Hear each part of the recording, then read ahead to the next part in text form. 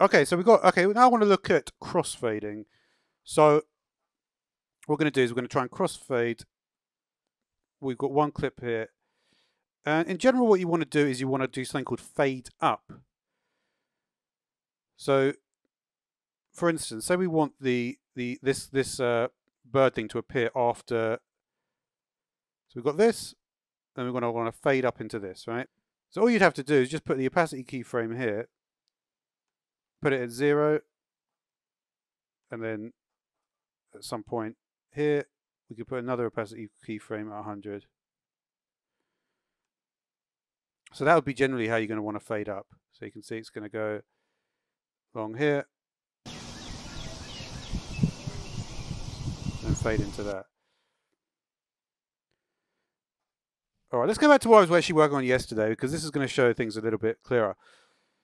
So one thing you may notice, just to talk a little bit more about the keyframes. So we click on positioning and see you can highlight all the different keyframes. What this means is because they're all selected, it means if we change any of these values in the position, you can see we can actually move all the keyframes are changing simultaneously. We can also press J and K to move between the different keyframes. But keep in mind, right, if we select this keyframe, for instance, so say we deselect and we select this keyframe, if I change this value, it's not actually going to change the value of this keyframe. You can see it's the first keyframe which is changing, because that's where the one that's actually currently selected. So you can't just select another one and change the keyframe. You can see it automatically goes back to the other one.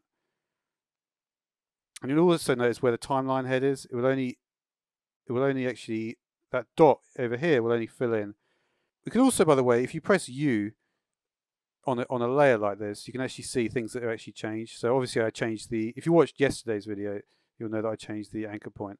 I can also look at some values here as well. Like if you look here, go to edit value, you can actually change the units, do percentage of composition. And interestingly as well, in the shape layer, if we go to U, this one in edit value has got percentage of source.